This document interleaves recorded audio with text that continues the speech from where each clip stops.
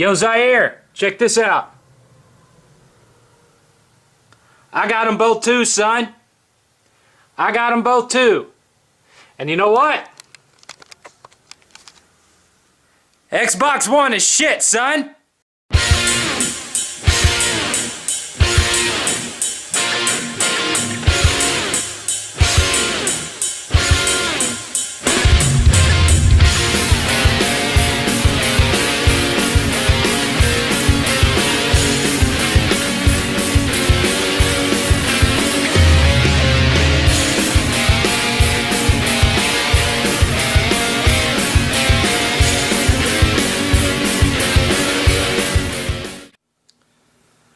Okay, so all three consoles are out now, and I own all three of them. So I feel that I can definitively talk about the next generation. And what I want to say right now is that Xbox One is a really disappointing piece of shit. Even for a Microsoft product, it's disappointing. And that's saying a fucking lot. It doesn't function the way that they advertised it. And don't tell me this because they gimped some of the functionality by removing the DRM. Let me tell you something right now. There's a lot more DRM in that system than they want you to know about. Trust me. So, what can we talk about first? Okay, let's start with the controller. Here's an Xbox One controller. Here's an Xbox 360 controller. This is the better controller. This is the inferior controller. This one, the only advantage this has over this is this one has a better directional button. Other than that, this one is better in every conceivable way. The triggers feel better. The bumpers. The bumpers on this one, they're shaped funny and they don't feel right. And especially when you're holding the controller like this, they've increased the distance between these and the triggers. So you're either having to hold the triggers at the very top, or if you play like me where you keep all of them held down, you have to stretch your fingers farther than you did on the old one. It feels weird. Secondly, here we are at the beginning of the 8th generation. It's 2013. Why the fuck do you still have a battery slot? The worst thing about this controller are the sticks. I do not know why, but they feel higher up than they used to be compared to the 360 controller. And they're loud too. They make a really loud knocking noise when you're moving them around, and it's because if you look at it real close, there's, instead of a rounded edge, there's a hard edge right there that goes all the way around, and you listen. This is what you're hearing the whole time you're playing a game. And worst of all, the dead zone on these sticks seems to be worse than it was with the 360. The 360 didn't have that much of a dead zone to it. It was fairly responsive. But these, when you're playing, you can feel the delay of the dead zone. You can feel it. It's not something that's subtle. It's there. You can ask other people that have bought it. Solid Rev noticed it too. There's a dead zone to these controllers. Bottom line, this controller sucks. It's not an evolution over the previous one at all. How they could have spent as much money as they did on the design of this is beyond me, because this is some phoned in bullshit right here. Alright, so what launch games have I gotten so far? Well, I got Rise, and I got Dead Rising 3, and I got Forza Motorsport 5. Okay? I got the three best of the best of the best. So what do I think of them? Well, Rise is a piece of shit. It looks great. It's not going to impress anybody who's been playing on PC for the last 2 years, but it looks great. The control is another matter entirely. This is not fast, frenetic combat action like you get with a God of War or a Devil May Cry. This is very slow, deliberate, with an obvious delay between when you punch the button and when it actually reacts that you have to get used to.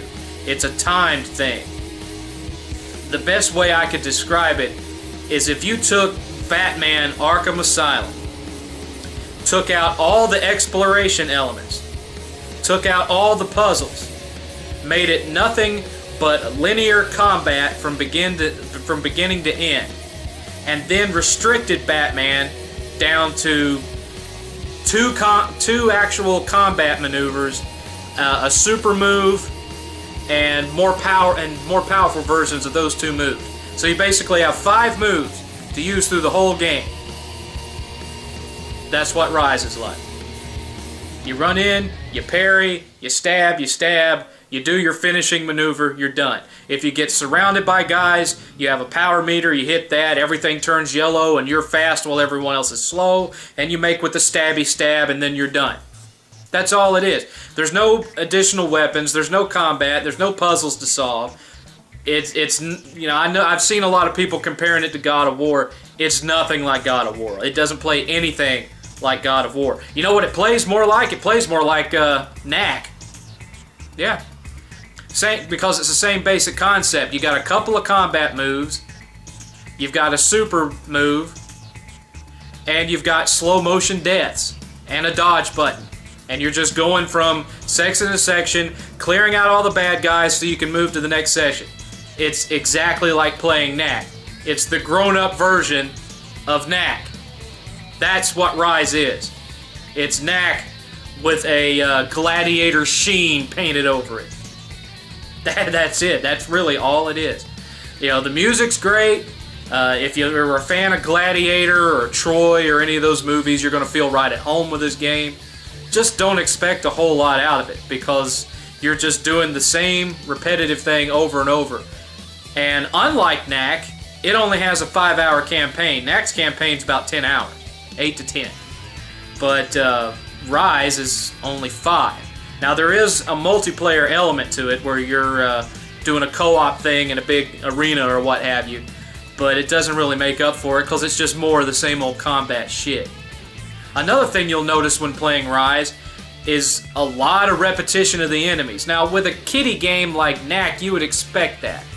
Or on a last-gen action game, you would expect to see a lot of the enemies repeat. But in this one, where it's supposed to be this gritty, realistic, next-gen, Roman combat game, you would expect to see something more. But invariably, when you go into a fight, you'll see like the same 2 or 3 guys, and then you'll see at least one of these big fat guys with a beard that holds a shield. And they're the ones where you have to shield bash them to make them to get them exposed before you can make with the stabby stab. And there will be sometimes 2 and 3 of them on the screen at a time. And you have to wonder, the woman that birthed all these identical barbarian grunts with the shields, she must have a uterus the size of Nebraska. It must trail half a mile behind her when she goes to the store. Because goddamn, she must have had, Google tuplets. Because you keep seeing this same fat fuck in every fight you go to. And I'm not talking about every level, I mean every fight.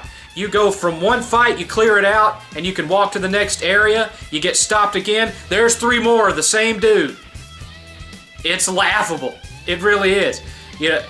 In older games, I can understand it because of the limitations of the system. And in a game like Knack that harkens back to those games where you're playing the same 7 or 8 bad guys but they're being colored differently, I can understand that.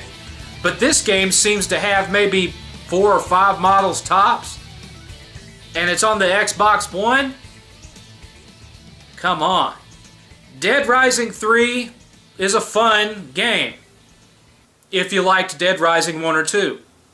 I like the fact that they have revamped the crafting to where you don't have to go look for a table, that you can just do crafting on the fly. I like that. That's a good change. But what they didn't change was the graphics. The game's got much farther draw distance than the previous games, and it has a lot more zombies on screen than the previous games. The Xbox 360 would not be able to handle the amount of zombies on screen that this game does. It just wouldn't. But it can handle the graphics with less zombies. This game does not look any better visually than The Last of Us on PS3. In fact, in a lot of ways, it's worse than The Last of Us. There are characters in this game, this next-gen game, this barely running at 720p, drops to 16 frames per second at the drop of a hat game. There are characters in this game that still have square-ended fingers.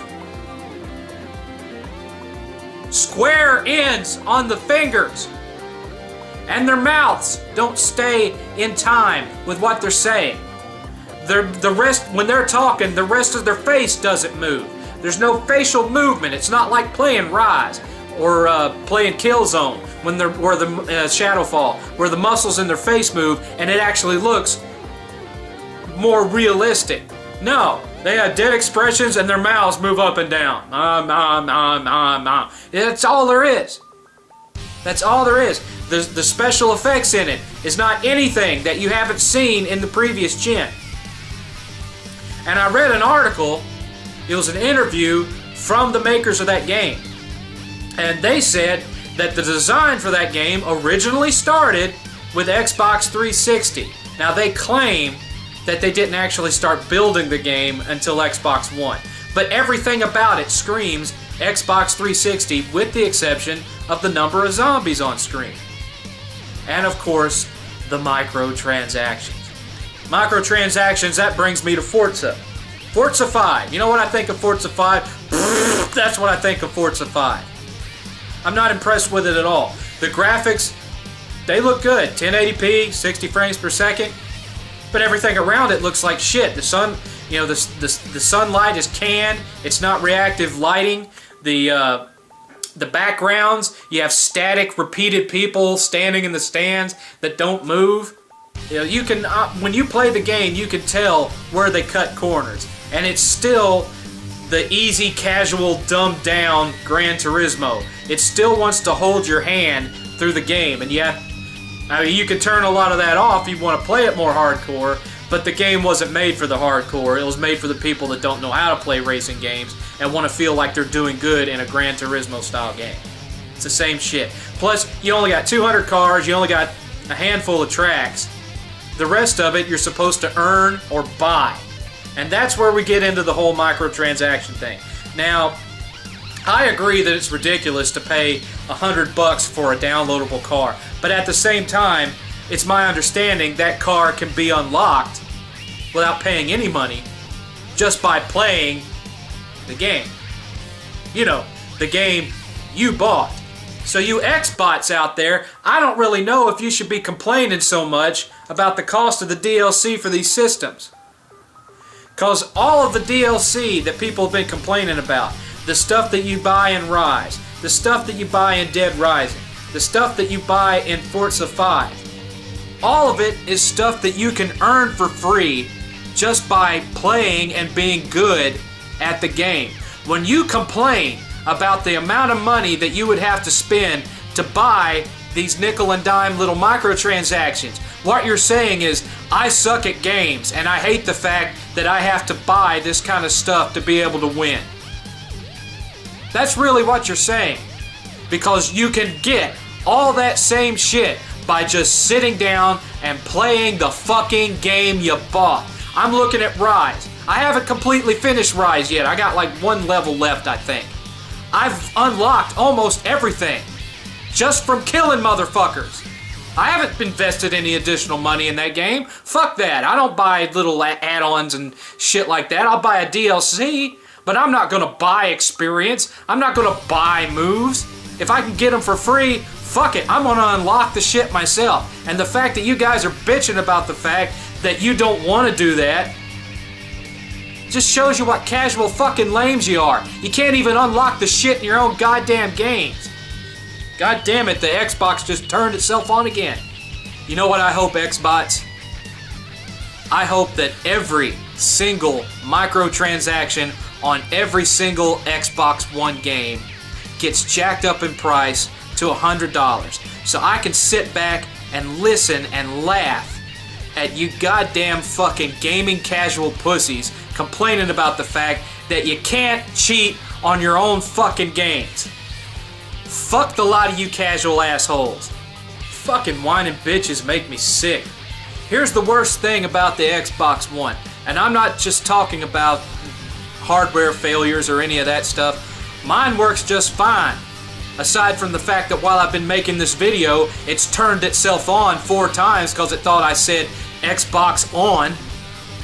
It can't tell Xbox on from Xbox One. What a fucking fail. But anyway, the biggest complaint that I have out of the Xbox One is they didn't really remove the DRM that they said they would. They patched around it for people that aren't connected to the internet. If you are connected to the internet, the fucking shit's still there. And all you have to do to prove it is buy a new game and stick it in the drive. Because when you put that disc in the drive and you're connected to the internet, I watched this and this is what I think is happening. I could be wrong, but I don't think I am. You put the disc in the drive, it scans it to verify that it's an authentic copy of the disc, and then the drive stops spinning. And you see it installing the game. Guess what? It's not installing it off the disc. It's downloading it off of Xbox Live. The disc is just in there to prove that you own the fucking shit. So you sit there for 20, 30, 40 minutes, an hour, and then it tells you your game is ready to play. So after an hour, Rise tells me that it's ready to play. I click my button to go into Rise, and while it's still installing, it says it's like 40% done. I go inside the game, thinking, "Oh, cool! This is going to work like PS4, where I can at least play the game while it's installing." I go into Rise. What do I see? A Rise loading screen with a bar, and I have to sit for another 30 fucking minutes before I can play the goddamn game. And it's been like that with every disc I've stuck in that fucking system. The only way to get around it is to yank the Cat5 cable out of the back, unplug it from the internet, reboot it, and then stick the game in. Installs in a couple of minutes. Off the disc. But if you're connected to the internet, download, download, download, and you will sit there for fucking ever. Tell me, Xbox, how that's a fucking win. Tell me, Zaire, how that's a fucking win. Why do you like to sit for an hour to download your fucking games? Tell me that. I would like to know. Rationalize to me why I should be appreciative of the fact that I can sit and watch my TV while my Xbox is downloading a game that it shouldn't be downloading in the first fucking place because it's already on the goddamn disc. Tell me why that is a win. And speaking of the TV shit, I hooked that up for about 5 minutes. I saw what a fail it was and I unhooked it. I'm not using it. Why? I'll tell you why. First of all, one of your big perks is that you can set up a favorites list of the TV channels that you watch, so it only displays the channels you actually use. I have AT&T UVerse. My box already does that. I already have a favorites list. Secondly, if you want to watch the DVR on your cable box, you still have to pick up your remote and navigate to the DVR menu to pull up your recorded shows. The Xbox One will not do that for you. Thirdly, you have the Snap feature, where you're able to watch a TV show while looking at a little Internet Explorer window or playing a game while you've got a football game up in the corner. Let me show you how I handle that in my world. Now, I have laptops all over this house, but for when I'm gaming, I keep a little netbook sitting next to me. If I need to look something up about a game, I go beep, beep, beep, and it's done. Meanwhile, my game is still full screen on the screen. So as far as having Internet Explorer, that's no win for me. Now, as far as being able to watch a football game and playing a game at the same time, there's this bit of technology that's been in TVs for over 20 years now. It's called picture-in-picture, where it displays one of your inputs full screen and one of your other inputs smaller screen. The difference being that with Xbox One, no matter which one you pick as the main one, it's still on a smaller screen than it would be if you were playing just the game. It still shrinks it down, and then the other one is this tiny little itty bitty one. I have picture-in-picture on my TV. I can play Xbox One and have a TV show down in the corner and still have the game full screen. I don't need any of that shit, so I don't use it. It's meaningless to me. Absolutely meaningless. There is no use for it in my life whatsoever. Now, for some of you Xbots out there who are still using that welfare cable, where you've got that old ancient box that barely does anything, then yes, this might be beneficial to you. But for me, my box already does everything that the Xbox One does and more. Mine does more than what the Xbox One does. So there's no reason for me to hook it up, ever. As for the Kinect, as you've already seen in the video, I've accidentally turned the dumb thing on 4 or 5 times because it keeps misunderstanding what I'm saying while I'm filming this video. I have not been able to determine a definitive leap in technology over the previous Kinect, with the exception of one thing: Xbox Fitness. You've got a whole ton of downloadable and streaming exercise routines, and it actually tracks you while you're doing it. So it can tell you what your heart rate is, it can tell you how many calories you burned, it can show you which muscle groups in live while you're looking at it, you're exercising. That's kind of cool. That's kind of cool. And it's not just mamby-pamby housewife at home wanting to do some yoga shit either. There's P90X on there. There's some Taibo style martial arts exercise stuff on there. There's some working with weights, weightlifting stuff on there. It's got a wide range for, it'll cater to just about anybody if you want to exercise at home. I prefer to go to a gym, but I can see the benefit of it. Some of them, there's a lot of them that are free. Some of them are $30 or more, depending on what it is. But that's the one thing that I've seen where the Kinect actually comes in handy. I hate the menu system. I fucking hate it. The gestures don't work half the time, so you still end up just using the controller to navigate your way around. And you know what it is? It's fucking Windows 8. Everybody knows it. And I fucking hate Windows 8. I will not, if I'm on a computer that has Windows 8 on it, I will not use that interface to save my life. I will go back to the old desktop format. Sure, the PS4 UI doesn't do as much, and the voice commands don't work as well, not that I use them anyway, but it's a lot easier to get around. It's just zip, zip, zip, you're done. Zip, zip, zip, you're done. Come out of a game, click on this, go back into the game, done. Install a game, takes 3 minutes, then you can start playing, no additional load bars, done. It's a faster, more efficient interface every way around. There's no arguing around it. It takes less time to press a button than it does to say, Xbox, go to Resogun, if they had Resogun. It takes less time. Tell me how it improves your gaming experience to have to say everything that you want to do instead of just doing it. Time it. Time it. You ready? You ready? Xbox, play Resogun versus which one was faster? This one was. It's a gimmick. It's supposed to make you feel like you're living in fucking Star Trek. It doesn't improve shit. It didn't improve shit with the Kinect on the 360. It's not improving shit now. It's a gimmick. Just like the gamepad is a gimmick. Just like the Wiimote was a gimmick.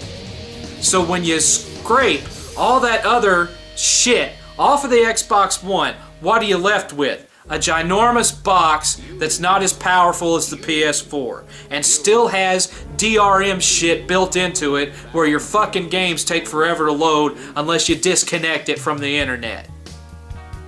It sucks. And it especially sucks when you're having to pay $100 more to get it. If I were you and you are undecided and you're only going to buy one system, get the PS4. It doesn't have as many exclusives now. The stuff coming down the pipe is going to bury the Xbox One. The Xbox One is looking forward to Halo 5. That's all they got left now. They don't have Gears of War. They got Fable. And they got Forza. So you got, what, 3 franchises that you're going to be buried under over the next 5 to 7 years, however long they choose to go. Because Titanfall is only going to be exclusive for the first game. Any sequels after that coming to the PS4 too. Gears of War, there's rumors of it coming to the PS4 now. And then with the PS4, you got Killzone. You got Knack, which may get a sequel considering how much better it sold than Mario 3D World last week. You may get, you're going to have the Infamous series. You're going to have the God of War series. You may see a sequel to The Last of Us. The Order is probably going to become a franchise. And on and on and on. The Uncharted series, come on. The Gran Turismo series. And these are just, with the exception of The Order, established franchises. We're not even talking about new IP that's going to show up. Think about how many of the franchises Sony have now started out as new IP last gen. Think about it. Some of the best games released the previous gen were completely new IPs on the PS3. I just don't see the potential.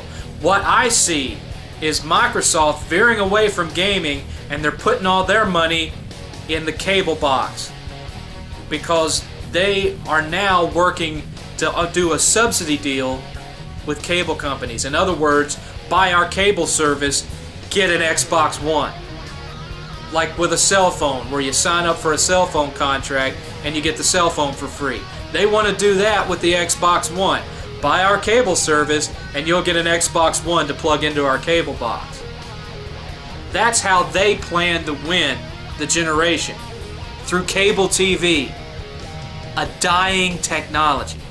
Cable TV is on its way out. Fewer and fewer people are watching cable TV. They're watching Netflix, they're watching Hulu. They're not watching their cable TV as much anymore. I still use mine because of the DVR.